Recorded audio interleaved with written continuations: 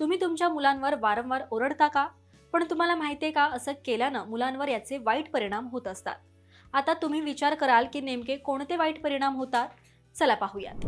Number 1. आई वडील अनेकदा प्रत्येक मुद्द्यावर मुलांना टोमणे मारायला लागतात.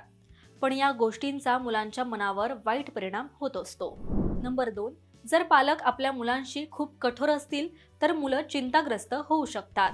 नंबर 3. लहान सहान गोष्टीवरून मुलांवर रागवणं योग्य नाही, अन्यथा तुमच्या मुलामध्ये आत्मविश्वासाची कमतरता सुरू होईल. नंबर 4.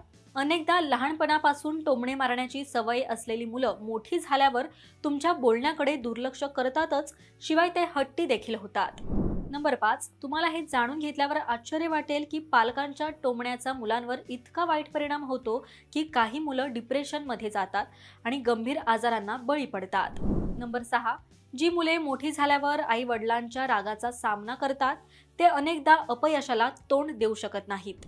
नंबर 7. वारंवार टोमणं मारल्यानं मुलाला राग येऊ शकतो. एक वेळ अशी येईल की मुलं तुमच्यावर चिडून तुम्हाला उत्तर देऊ लागतील. नंबर 8. पालक या नात्यानं तुम्ही तुमच्या मुलांना शिव्या देणं टाळलं पाहिजे, अन्यथा त्यांच्या एकूण व्यक्तिमत्वावर त्याचा नकारात्मक परिणाम होऊ शकतो. नंबर 9. तुम्हाला तुमच्या मुलाला प्रेमानं हाताळणं शिकावं लागेल. खूप कडक राहिल्यानं त्यांचं मानसिक आरोग्यही खूप बिघडू शकतं. त्यामुळे मुलांवर जास्त रागवू नका, त्यांच्याशी प्रेमानं वागा. त्याचबरोबर काही चुकल्यास समजावून सांगा. तर हा व्हिडिओ तुम्हाला कसा वाटला हे कमेंट करून नक्कीच सांगा. पाहत रहा महाराष्ट्र टाइम्स. धन्यवाद.